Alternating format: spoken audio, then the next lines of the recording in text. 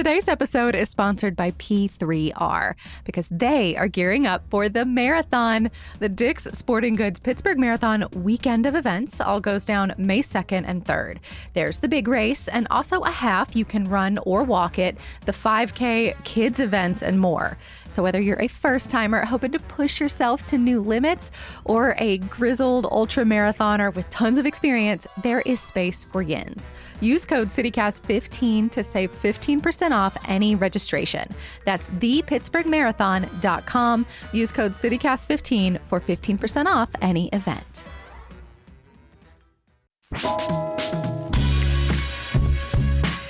This is CityCast Pittsburgh. I'm Megan Harris, and here's what Pittsburgh's talking about. Colin, what's the wildest myth you've ever heard about yourself? So doing political reporting for Pittsburgh City Paper, I had a couple articles that drew some ire from the candidates that I was reporting on, and their supporters occasionally implied that I was very well paid for my quote unquote hit pieces. And I always had such a chuckle at that, especially when they implied that I was taking money from George Soros. I was like, I'm still waiting for the check. So, you know, if you know anybody, please tell them to hit me up. Unfortunately, journalism, none of us get in this for the big bucks. I am with journalist Colin Williams, formerly of City Paper and now a CityCast Pittsburgh contributor. Woot woot. Yay. Thank you so much, you guys. I'm looking forward to more of these. We brought you here today to talk about Pittsburgh, specifically that we love to say that we are the best or the first or the greatest at something. You wrote about this for City Paper, but we're really excited to dive in because I feel like a lot has changed since that article first popped. Yeah, you know, this made me think a little bit about our episode last week with Ryan Dito of Axios and some of the ways we talked about sort of the vibe shift around Pittsburgh and the fact that our perception outside the city seems to have improved. I think that's a real big thing that's changed since I even wrote this 2 years ago. Just our public image seems to be getting a little bit shinier and slicker. Yeah. I mean, why do you think that local myths stick so hard around Pittsburgh? So, I mean, Pittsburgh, as we know and have discussed, loves to celebrate itself. And I think a lot of this has to do with the fact that, first of all, a lot of people in Pittsburgh have been in Pittsburgh for quite some time. You know, I once caught myself saying I've only lived in Pittsburgh for 10 years. And I don't think you could ever say that as a New Yorker with a straight face. Like you would be like a veteran in Brooklyn at this point if you've been there for a decade. But in Pittsburgh, you know, even the fact that I've got roots here, it still is like I'm still working on my Yinzer cred. So a lot of it is those deep roots. But I also think that we had a real chip on our shoulder for a long time about Pittsburgh's bad public image. And there's always that instinct when you're in conversation, especially with somebody from out of town, to set them straight about this city. Yeah. I think I heard it once referred to as like a long steel hangover. Like we feel the need to rectify this like idea of what other people have for us. Let's start with some of those firsts and the best, or at least the myths around them. I will say the claim and you will tell us what's real. So we have the most bridges. So this is a much contested fact, and I would strongly argue that we have some of the most beautiful bridges and some of the most iconic bridges. And a lot of them concentrated in one spot with our beautiful skyline. Like, that's a whole thing. Yeah, I mean, the backdrop at PNC Park, you know, you see however many bridges it is from the 16th Street all the way over to the Fort Pitt and Fort Duquesne bridges. But so the statistics are that the U.S. Department of Transportation says that we have around 297 bridges. So that sounds like a lot. Respectable. Yeah. It's a respectable tally. But for some perspective, Philadelphia across the state has almost twice as many. They have 591. And Houston in Texas, not necessarily a place you'd think of as a bridge city, apparently has as many as 2,300 some bridges. So, but I think a lot of that has to do with landmass, right? Like Pittsburgh just did not acquire as much land. Like we're a really dense little spot. Philly is bigger by land. Houston is absolutely enormous. Yeah, Houston is sprawling. I don't think this is necessarily a fair conversation. And if we were in a country even I wonder like Canada, what bridges per capita, what that number is, or like bridges per square mile, maybe?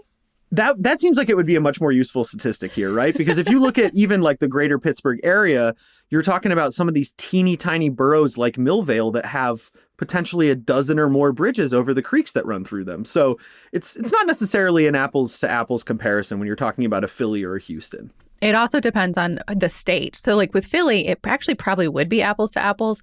But the way I learned this in the wake of the Fern Hollow collapse, the way some measures count a bridge could be like, for example, an on-ramp. That can be its own bridge. And then the high level where you're going, say, eastbound, that's a bridge. The low level where you're going, say, westbound, that's a bridge. So it depends on how they're being counted by the government body in question. That seems like Houston is almost cheating because they have all those crazy Maybe. spaghetti junctions. I don't know. I don't know how they count. So we'll have to inquire with some Texas besties. Next one, we make the most steel. This was possibly true at one time. Pittsburgh had a very large steelmaking capacity, as anybody here can tell you. But Texas actually beats Pittsburgh in steelmaking capacity. And there are other bigger plants in places like Cleveland and Lorain, Ohio. There's a massive steel plant still operating in what's left of Gary, Indiana. And a lot of the bigger companies now in America aren't even these vertically integrated steel operations like U.S. Steel has. So you're seeing instead the biggest company in America right now, or one of the biggest anyway, is Nucor.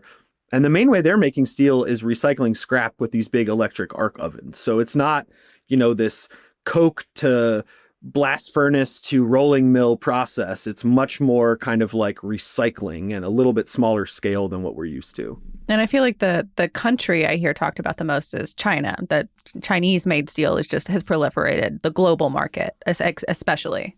And I think the pricing thing is just, it's very hard to compete with the low cost of labor overseas. And China has really invested as well in their coal infrastructure, for better or worse, for the environment, certainly. But their industry has taken off in a way that I think ours is still not really recovered from that 70s crash. Yeah. Here's another one that we rag on a lot here on this show. I know you always have as well. Pittsburgh is a most livable city. The only way to answer this question fairly is with another question, which is for whom? Yes. Who is Pittsburgh the most livable for? If you're talking about people who, can afford kind of a leisurely urban lifestyle and pay as much as $3,000 a month in rent for a one-bedroom condo, I think that's Pittsburgh cheap, is quite Colin, livable right for that now. tax bracket. But, one of the statistics I think you always have to come back to with this is the 2019 study that found that Pittsburgh is one of the worst places for Black mothers in particular to raise children. When I reported on this, I found by comparison, the infant mortality rate for that demographic is roughly comparable to that of the Philippines. So it's another situation where maybe on average, there are some perks, but if you look at the outliers in Pittsburgh, there are some pretty extreme differences there. Absolutely. So this one's relevant to us here recently, the rally towel, that we invented it or we did not. So the Terrible Towel is a wonderful towel. It's celebrating its 50th anniversary. It goes, proceeds from the towel go to a good cause. However, the rally towel itself seems to really have kind of sprung into life under Coach E.A. Diddle, coach of the Western Kentucky Hilltoppers and Lady Toppers basketball teams between the 1920s and 1950s. So the rally towel's been their actual logo since 1971, and that's like 4 years ahead of the Terrible Towel even being introduced. I once lived very close to Western Kentucky University. I had no idea that logo was a towel until I read your article. I just thought it was a red blob. So you taught me something here.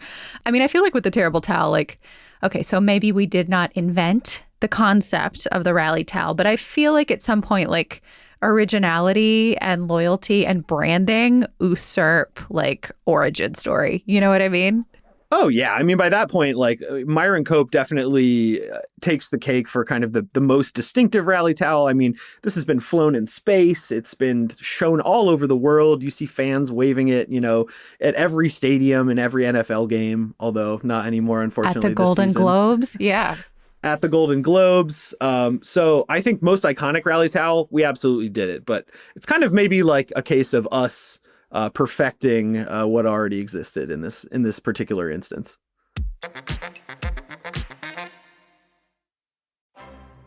Today's show is supported by Vermont author Christopher Walker, who just released a thrilling adventure and fantasy book, The Ascent.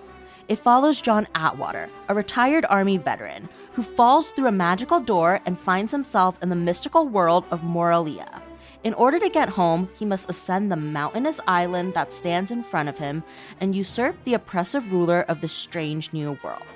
The book has all the elements of a great fantasy novel: thrilling action sequences, magical creatures, betrayals, romance, compelling storylines, poetic justice, and even humorous exchanges by relatable characters.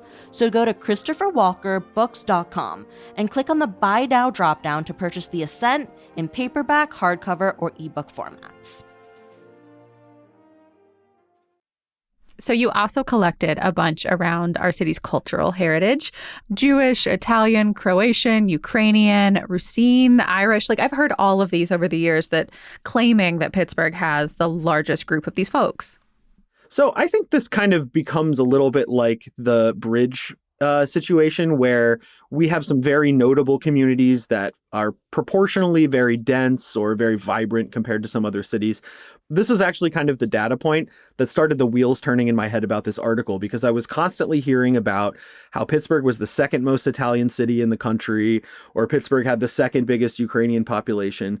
And when you delve into the numbers a little bit, most of these claims kind of fall apart. I like that Pittsburgh was so excited about it, though, about like celebrating these groups, that they're like second most. Yes, thank you. We appreciate that. Just clamoring for that silver medal. But, you know, we do have a lot of these communities because of our immigration background in our city. So we have a very vibrant Jewish community, but just sheerly in terms of size, if you look at it per capita, this is one that, like, maybe it's one of the biggest urban Jewish communities in the country. But in the broader city, we're just so overwhelmingly white that it kind of drowns out some of these statistics. There's also a reasonable claim that I think Pittsburgh could make to being maybe the fifth most Italian city in the country. But when I was digging into this more, it looked like Providence and cities in New Jersey and Boston had a more Italian population overall. And the same thing kind of plays out across most of these other groups. The only ones, though, where it seems like we do have some claim to fame, our Irish population is disproportionately very large. I always feel like that's like just white people love to say they're Irish sometimes, though. You know what I mean? There's maybe some more truth to it in Pittsburgh when you look at the history of neighborhoods like Garfield, having these really big Irish populations. Even the Lower Hill District at one time had a lot of Irish immigrants passing through. So there's more evidence there. But I did find that our St. Paddy's Day parade seems to rank about 11th. So we're still not quite up at the level of like a Chicago or a Savannah. I was going to ask you about that one, because I have definitely heard that claim for years, that we have the largest St. Patrick's Day parade in the country. And I've never believed that. Like, literally not one single time have I thought that was true. No, I just don't think it stands up to much scrutiny. I mean, it is big for the town. Certainly, people with relatives here come in from out of town. Oh, it's really fun. Like, you should go if you never have, especially if it's a good weather day. But yeah, it's like, I mean, the parade route is not the longest, the number of floats, not the most. Like, the city itself is just not big enough to support an enormous parade on that level. Like, any other city could have a fraction and it would still be bigger than us. Also, we would have kind of the opposite problem of Chicago. Can you imagine trying to dye the rivers here? There's so much more to dye than there I is always in figured Chicago. there was a good darn reason why we don't dye our rivers. And I feel like that, I mean, why make them on worse? Like, honestly. Yeah. What do you think makes a food belong to a city? I think, when it comes to food, there are a lot of different ways to look at this in terms of, like, what does this food say about our history or our ethnic composition? You can also look at how is the food publicized. So Pittsburgh certainly has kind of a claim to fame with the fries on sandwiches thing. I think nationwide, that's what you're probably going to hear if you ask people about Pittsburgh food. Or fries on salads. Don't forget the salads. Or fries on salad, ranch on pizza, that kind of thing. But the example you have to use for Pittsburgh is the pierogi. And from what I understand, Cleveland sort of claims the first documented sale of the pierogi. But I have to imagine that around that time, all the cities in this region were home to these burgeoning Polish populations and Eastern European populations. So I'm imagining probably Youngstown and Buffalo and Detroit also had a lot of pierogies at that point in history. Yeah, the other one I've heard talked about a lot is like the Isley's creation, for example, the Klondike Bar, which I believe also lays claim, like Ohio gets that one too, unfortunately. Yeah, we'll give that to Mansfield. I think they could use maybe a leg up in that what they're home to department. We'll give them the Klondike Bar. I mean, do you think that there is a line like that we need to acknowledge maybe between like charming local legend and misinformation in this way? I think if you try to pin that down, you're going to make a lot of people mad. But there's definitely, fair enough. With a pierogi, though, like maybe Pittsburgh hung on to it more than these other cities. I think there is an argument to be made that Pittsburgh has cherished the pierogi for longer and loved it harder than Cleveland did. We put them in the baseball stadium. That made it legit. Cleveland has hot dogs in the baseball stadium. Not as cool. Is there any local myth that you looked at that you want to be true, even though it's not? I want all these to be true. It would be great if we had the second biggest Jewish and Irish and Croatian populations and all of these things. I always love the idea of like the Hollywood of the East, which is just such a silly phrase, or like the Paris of Appalachia. Like, I don't believe any of those things. Like, there are places with a much larger market for shooting movies on the eastern side of the U.S., but still, it's a nice thought. And maybe it's aspirational too. Like, I can buy that maybe that's an element of all this. Yeah, I would love for the Hollywood thing to be true. I think there are different talking points about Pittsburgh's role in jazz. And one thing that I really want to be true is that Pittsburgh is maybe the second or third most important jazz city in the country. Chicago and New York and New Orleans and all these other places have such a rich dropped us to fourth, history Colin. there. But even if we're fourth, that's pretty cool. And I think we should really lay claim to that. We can also lay claim to being arguably the winningest city in baseball before the sport was integrated. Maybe a dubious claim, but the Homestead Grays and the Pittsburgh Crawfords, probably the most decorated black ball clubs outside of maybe Washington or Kansas City. Well, let's talk more about that. What good things or bad things, I guess, can we legitimately lay claim to? Actually, let's start with the bad news first, just to get that out of the way. Yeah, so Pittsburgh, per the 2020 census, is roughly, and we're talking about the metro area here, not the city proper, is roughly 85% white, maybe a little bit less now with some immigration. So we're actually whiter than the average rural census tract in America, or the median rural census tract. So, and that's I knew we were wildly white. I did not realize we were whiter than most rural areas too. Certainly, Pittsburgh itself has always been a melting pot. But yeah, you get outside of town and most of the surrounding municipalities in Pittsburgh are 90% white or greater. And this is a metro area that has a bigger population than Metro Austin and Metro San Jose, if you're taking certain measurements. So that's very white. Quite white. Next on the list. Still in the bad news territory. So when I wrote this 2 years ago, there were still all these lists about how Pittsburgh was the most affordable. And in 2025, I don't have to tell CityCast that we have had some more of those lists come out. I'm no longer convinced that Pittsburgh is an affordable city in terms of housing. The amount of house that you get in Pittsburgh is relatively small for the price. And so when you take that into account and the fact that there are row houses now going for $300,000 and $400,000 in Pittsburgh, I'm not entirely convinced that we're, still up there with the cheapest cities in the country. Yeah, I think the way I always heard it phrased was most affordable housing market, of course, by some metrics. But I'm with you, Colin. To me, the biggest thing that these lists don't factor in is, okay, so say you can get it at a cheap price. How much work does it need to be a livable structure? How much lead does it possibly contain? Like, it's not a useful home if a family can't reasonably move into it and live there safely, How much are you earning, right? If you are, a working single mom in Pennsylvania making a minimum wage of $7.25, you're not going to be able to buy anything in Metro Pittsburgh that is worth, the ground that it was built on, probably. Yeah. I mean, that one, it's not Pittsburgh specific, it's Pennsylvania specific, but we have the lowest minimum wage in the entire country. So add that one on the fly. Any more bad news before we move on? I think we've had enough bad news in 2026, so I think we can move on to some good news here. Let's do it. Okay, so let's move on to some better, maybe more funny news. What's at the top of your list? Well, so if you are struggling with 2026 and you are coping with it in, let's say, a liquid-based way, Pittsburgh does have, allegedly, the most bars per capita, and this is a stat that does seem to hold up. I can also say I was recently in Buffalo, New York for a Buffalo Bills game, which was quite the experience, and you don't have the same sense of a contiguous neighborhood bar district. And, Elwood Village is very cute and Allentown is very cute and there's a lot of great businesses worth supporting there. But you go to Southside or you go to Lawrenceville and we're talking like 20 to 30 blocks in a row of places where you can go, get a beer and a burger if that's what you're into. Yeah, I struggle to imagine that that's true if you factor in things like, like the whole state of Wisconsin, for example. But maybe it's the per capita part that makes it possible, I think. I've also heard that we're like a top beer city, but God, that one feels so subjective.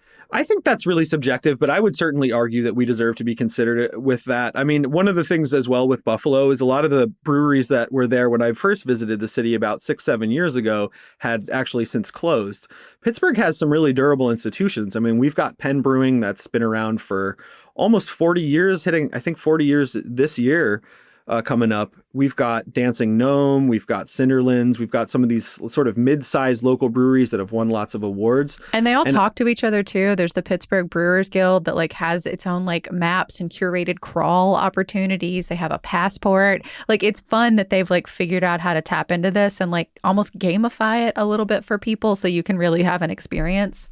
Absolutely. I was just in a brewery the other day and saw some people getting their passports stamped. There's a new edition out for 2025. They'll probably do another one this year. They've also done some really cool internal conversations about fostering a better work environment and, dealing with a job that's kind of steeped in alcohol.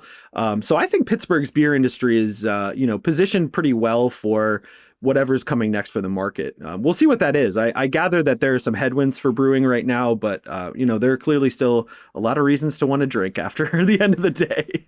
Yeah. Another one to shout out too is the nation's biggest and I think first Black Beer Festival, Barrel and Flow, which is also held in Pittsburgh, originated by Pittsburghers.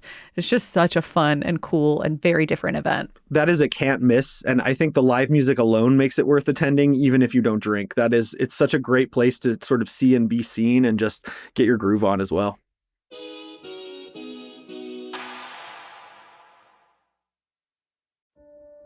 Today's episode is sponsored by the Pittsburgh Opera, which is presenting Pittsburgh's premiere of Benjamin Britten's Curlew River. I'm not gonna lie, this is a sad story, but it's a compelling one. A woman mysteriously loses her son, then learns about his tragic fate from a ferryman as she crosses a river. The opera's based on a Japanese no play, Sumidagawa, and no plays are a type of highly stylized Japanese theater that combines music, poetry, and dance. But Britten takes the original and adapts it into a miracle play. This is a medieval form that's supposed to be performed in a church, which is exactly what the Pittsburgh Opera is doing. You can catch the show from January 24th through February 2nd at the Calvary Episcopal Church in Shadyside. This is going to be such a cool and immersive way to experience opera. Plus, all the singing is in English. There are 4 performances to choose from, and you can get more info and tickets at pittsburghopera.org. Pittsburgh has also had a lot of legitimate firsts. So these aren't myths. These are real things that we accomplished before anybody else or researchers or scientists did. First and foremost that I think of all the time is like the polio vaccine or heart and liver transplants. Our medical community, we talk about eds and meds here a lot and this new reputation for Pittsburgh. But that's been going on for a very long time. It's just that it's kind of usurped steel as our reputation, or at least that seems to be the goal. Yeah, there's so many medical innovations to look back on. And I'll give a quick shout out to my grandma who studied pharmacy at Pitt at the time Jonas Salk was working on that vaccine. Whoa. She was an early female pharmacy student at the university. So my grandma was an immunology nurse. So from one grandma to another, hats off. Heck yes, that's the stuff right there. But yeah, when I teach at the Cathedral of Learning, I walk past the sculpture of the man who performed the first heart and liver transplant. And there are lots of of innovations happening as we speak right now at the med school there and at the research institutions associated with Pitt, CMU, and other universities. And plus, we've got Duquesne now recently adding a medical school. So that really seems like the medical program. industry is the industry right now for Pittsburgh. Yeah, and I mean we've had some bad news in our journalism and our media industry lately, but going back to way back, we have some really cool things we can lay claim to. The first commercial radio station at KDKA, the first public TV station, was that WQED? It sure was. Yeah, that was the first public TV station in the country, obviously with a legacy of programming that includes Mr. Rogers. So very big accomplishment. QED is still around as well. So, that is a kind of a testament to that legacy era, that golden age of journalism in Pittsburgh. Yeah. And I mean, another one, I don't know if they're like the first anything, but I mean, I feel like we have to say it in the same breath. The Pittsburgh Courier, if you go way back, was one of the nation's largest and most respected Black newspapers, too. They still exist in the form of the New Pittsburgh Courier. But if you go to the way back, like, they really had an outsized impact on journalism in the Black community. Yeah, I mean, Robert Vann was a legend in journalism. And whenever I read these books about Pittsburgh history, the Courier comes up at least as often as some of these other papers. I want to say this is maybe just something I'm pulling out of thin air here, but I want to say I read at one point that their Washington bureau was actually larger than the Post-Gazette's at the time, in part because they were reaching a national audience. Yeah, which was really unique at the time. But, especially during the Great Migration, like everyone was reading or citing the Pittsburgh Courier. It even comes up in movies and TV shows quite a bit when you can tell they've done their research when you see a Pittsburgh Courier sitting in the background. Oh, yeah. And always a cameo in August Wilson's work as well. The Courier comes up pretty frequently in there. As it should. A lot of really cool people have also been born here too. Speaking of August Wilson, I love that the city is like starting to embrace them and their history a little bit more in the form of like the Walk of Fame, which debuted recently down at the Strip District in front of the Terminal building. They're actually seeking new nominees for the next class of inductees now. So those nominations are open. But God, I feel like we could have a whole show on like the list of people you may or may not have known were born or related to the city of Pittsburgh. So two of these I actually found out about organically while I was taking a walk on a lunch break when I had just moved to the city. I was walking through the north side and I knew it was going to be the north side. Yeah, and I happened upon a plaque for who else but Gertrude Stein, who's a writer that really influenced me at one time. I continue to be really interested in the modernist period, and she changed the game and was a convener for some of the most kind of respected and decorated writers of the time. That's a big deal. She was born here and didn't spend a ton of her life here or anything, but still cool to claim that one. And on a very similar route, I walked past a house where George Ferris, the inventor of the Ferris wheel, had lived and during most of his life. So, once we get that Esplanade development online, we'll actually finally have a Ferris wheel in the city of Mr. Ferris himself. So some cool firsts there for sure. Yeah, I think from the Ferris wheel, you would be able to see where he would have once walked himself, which is, that's interesting, right? I feel like there's always like different kinds of lists and things like that. I guess bring us home, Colin. What else should Pittsburgh maybe lay claim to, be proud of, a good myth, if you will? A good myth. We were home to the first World Series. Every time you're watching a baseball game at PNC Park, you're sitting basically across the street from where the very first World Series was played between Boston and Pittsburgh. Metro Pittsburgh is home to the first Big Mac. I think maybe a good claim for some and less for others, depending on your point of view there. I'm not a Big Mac guy myself, but I think that's a good point of pride. Yeah. We've also got just so many great connections to the arts. I mean, Mary Cassatt, Andy Warhol. We've got that connection to Keith Haring, who passed through the city. I also mentioned, of course, our connections to jazz, where we've got connections with Billy Strayhorn and Mary Lou Williams and Art Blakey and all these other really amazing musicians who kind of contributed in their way to incredible scenes at the time. And so one of the things that I think is a great myth about Pittsburgh, and maybe a good sort of positive note to end on, is sometimes I think about like who is doing that right now in the city. There's somebody out there in Pittsburgh who's working on a musical or a medical innovation or some sort of sports accomplishment. So I'm excited to see, who the next people coming through the pipeline are. Absolutely.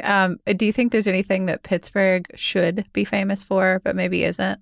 I think one thing I'm seeing people notice more and more is our proximity to nature. I like to get out and about in the woods, do some hiking. I play disc golf, and I was driving out to play disc golf the other day, 20 minutes outside of the city, and you're in the woods. In most other American metropolises, you're driving through sprawl for half an hour and getting stopped at red lights. Here, you can just kind of be out in nature in a really short amount of time. The parks within the city itself provide some of that as well. So I think Pittsburgh deserves a bigger and better reputation as an outdoor recreation city. We've got all the resources for that. I love it. From your mouth to God's ears, man. Colin, thank you as always. If you want to read more about what Colin found, what's true, what's false, what's maybe somewhere in the middle, we'll have the link in our show notes. Thank you guys again. We'll see you next time. That is all for today here on CityCast Pittsburgh.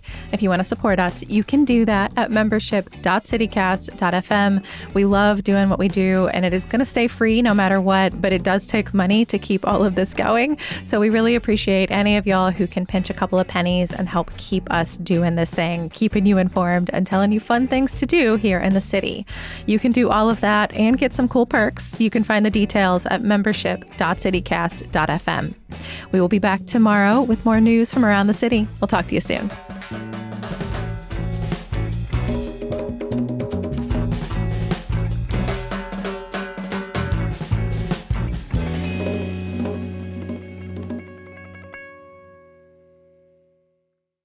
Oh, I was going to say CityCast Houston. We can't do that.